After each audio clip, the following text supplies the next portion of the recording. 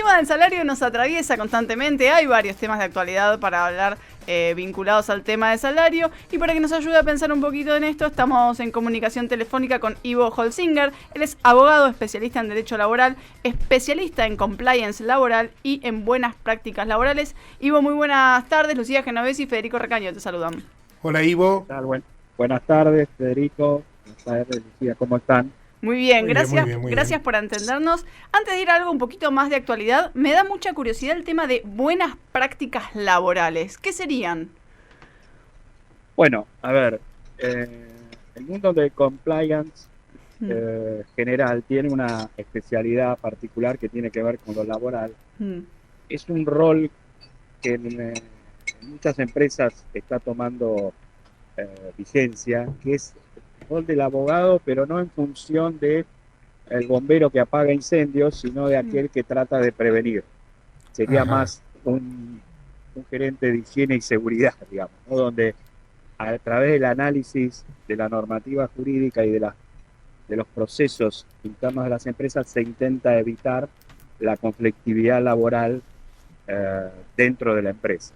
Es un rol preventivo que tiende a tomar las relaciones laborales desde un punto de vista creativo, pero a la vez tratando de evitar el conflicto, es decir, que el conflicto no se produzca. En general, el abogado trabaja sobre los procesos donde ya la crisis se produce. Bueno, el compliance trata de evitar el conflicto laboral, Ivo, individual y colectivo. A ver, te hago una pregunta, Ivo, al respecto. Estamos hablando del tema del salario. Si vos estás pagando una parte X en negro, el abogado te diría, che, fíjate porque esto mañana te va a costar tal cosa.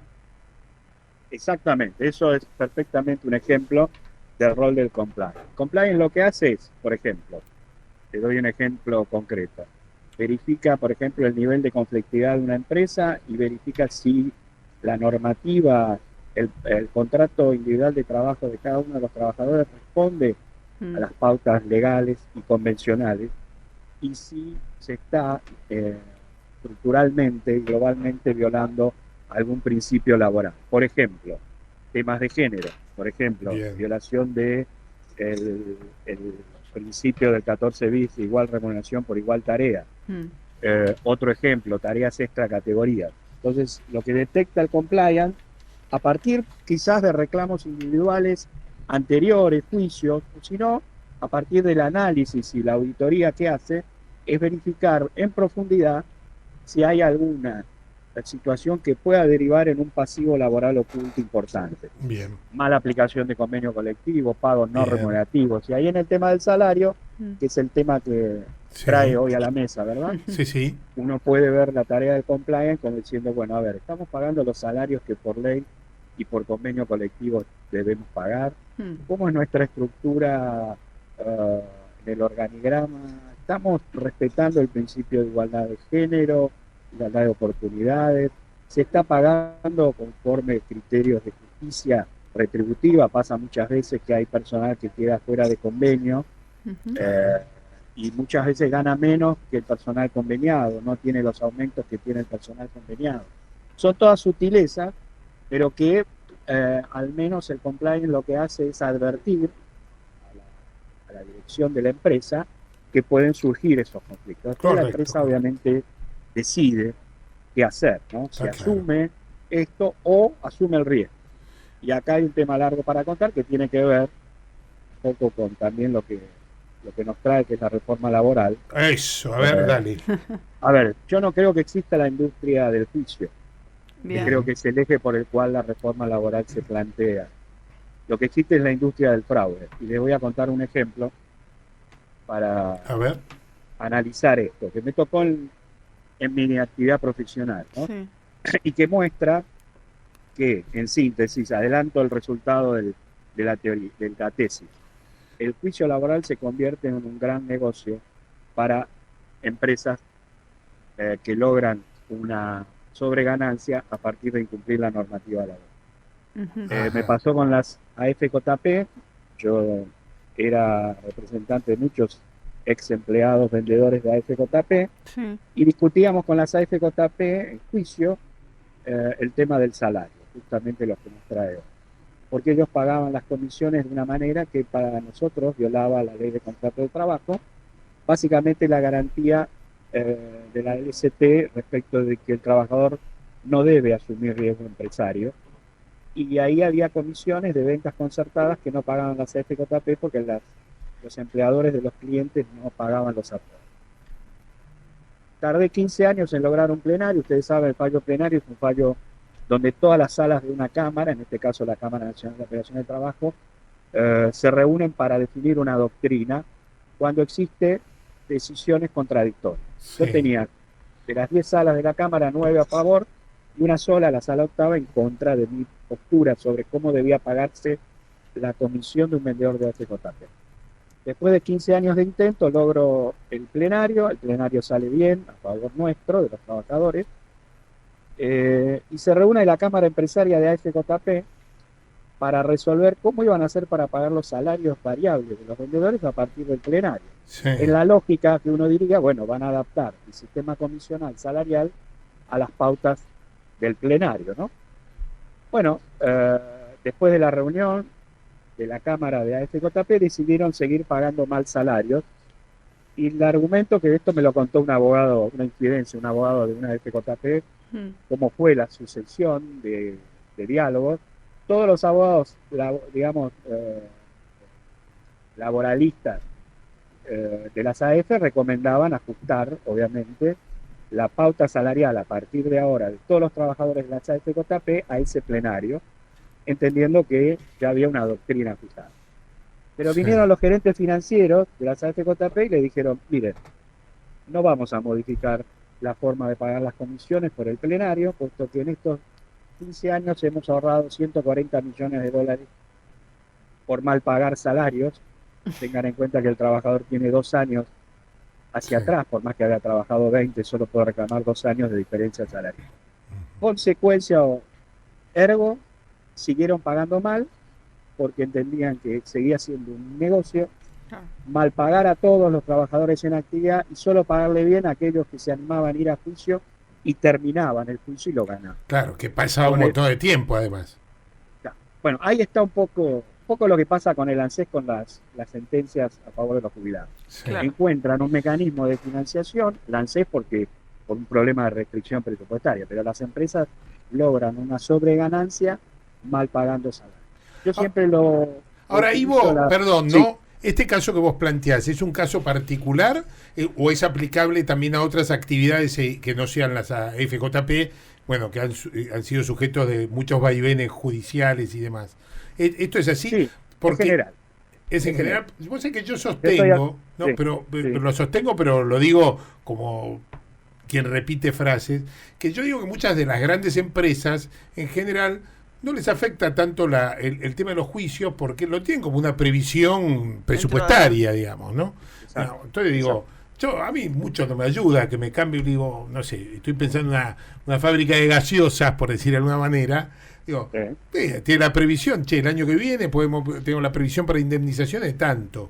Entonces no sé si lo evalúan como la industria del juicio o la industria del juicio se refiere a veces al pequeño y la pequeña y mediana empresa.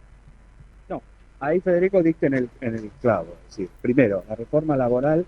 Yo no soy de los que se oponen a la reforma laboral. Me opongo a esta reforma laboral y que la reforma laboral beneficia a las grandes empresas. Sí. Para mí, lo que debió haberse tratado es una reforma laboral que restringida y solamente para el empleador no empresario y la empresa muy pequeña. Claro. La gran empresa y la mediana empresa, estoy hablando de más de 100 trabajadores, los aumentos salariales y el costo laboral lo lleva a precio. Es un problema macroeconómico, no micro. Sí. Tiene la capacidad de cada aumento paritario, vamos a dar un ejemplo bancario. Sí. Cuando Palazzo consigue esos aumentos salariales fabulosos y la restricción del pago de ganancias, etcétera, lo estamos pagando los usuarios bancarios, pagando más. Lo que vale la caja, la cuenta, lo que sea. La tarjeta. Sí. Entonces, y ahí quizás otro aporte al debate, yo pondría en las paritarias un cuarto actor. Hoy las paritarias tienen 3 actores: la empresa a través de la Cámara, los gremios a través de, obviamente, la representación sindical, los trabajadores, el Estado, pero ahí falta el que en definitiva paga los aumentos salariales, que son los usuarios y consumidores. Esto Yo muchos soy de la se idea. quejan en los Sí. consorcios en esto. Bueno, Sí, también. justamente, fíjate vos, Federico, ahí es donde se ve.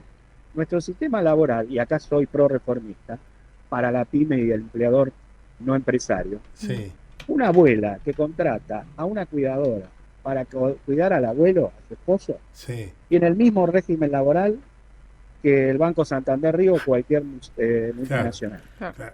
Y ahí está el problema. Pero ¿qué pasa? La reforma laboral, las grandes empresas cabalgando sobre la pyme, plantean un escenario que no existe para las grandes empresas, porque las grandes empresas previsionan, como vos bien dijiste, pueden llevar a precio cualquier costo laboral. Y el costo laboral hoy en la Argentina, para una empresa que trabaja en blanco, es absolutamente razonable. Claro, por eso Tienen que digo. pagar, si pueden despedir, ya no existe la doble, no hay provisión de despido, pagan un sueldo por año, el preaviso 1 o 2 sueldos y se terminó el tema, Claro. si están en regla. Sí, El sí, sí, problema sí. Está es claro. que hay muchas situaciones de irregularidad registral. Yo soy lector muy asiduo de Grisham, Sí, seguramente lo han leído, un autor norteamericano que trabaja sobre novelas jurídicas, sobre todo el tema de daños. sí, Y sí, él dice una correcto. frase muy buena que dice, la base de la economía de mercado no es la ganancia, es la previsibilidad. Si uno puede previsionar, puede ganar dinero. Si uno no puede previsionar, no puede ganar Bueno, dinero. convengamos que la Entonces, Argentina es bastante imprevisible, ¿no? Sí, exactamente. Pero hay países que son quizás tan imprevisibles como la Argentina y que tienen dificultades muy grandes también en estas cuestiones, como Brasil, por ejemplo. Sin embargo, tiene una economía de mercado un poquito más desarrollada con la nuestra. Tiene que ver con varios aspectos, pero digamos, para no irme un poco de tema, el, el juicio laboral es una gran posibilidad para muchas grandes empresas de ahorrarse un enorme costo, porque Correcto. pagar bien los salarios todos los meses sale muchísimo más caro que pagar los juicios. La proporción es esta: cada $100 de ahorro por mal pagar salario, Sí, tienen que pagar $1 de juicio. claro, ¿Se entiende? claro, perfecto. Entonces, yo lo comparo con el camión granero que va en la ruta, Sí, que lleva el grano, y vos vas atrás en el autito y ves que se le van cayendo los granos de a Sí. poquito. sí, sí. Y si vos sos hormiga y estás al costado y a la vera del camino, vas a decir, pero mirá, todo el alimento para mi familia y 6 generaciones que este camión está perdiendo. Sí, tal Mientras cual. no vuelque el camión, nadie va a levantar los teléfonos y nada va a pasar, porque esa pérdida de esos granos que se caen en la ruta están previsionados. Y vos, Bueno, muchas veces, sí. no, que te tenemos que dejar, pero te convocamos para que vengas otro día o para hablar otro día Sí, más sí, sobre, sí. sobre el tema, porque la verdad es que lo explicás muy bien. Tal cual, tal cual. Bueno, muchas gracias. Sí, es un tema apasionante. El salario Siempre es vigente, hoy, siempre vigente, siempre vigente. sí, siempre vigente, y es la clave para tener una economía que yo apoyo, que es una economía de mercado desarrollada, pero sin buenos salarios y trabajadores con buenos salarios no hay desarrollo de mercado sustentable y justo. Muy bien. Ivo, te agradecemos un montón este rato con nosotros. Gracias, Ivo. Muchas gracias a ustedes. Te mandamos un saludo grande. Pasaba Ivo Holsinger, abogado especialista en Derecho Laboral por El Dedo Gordo.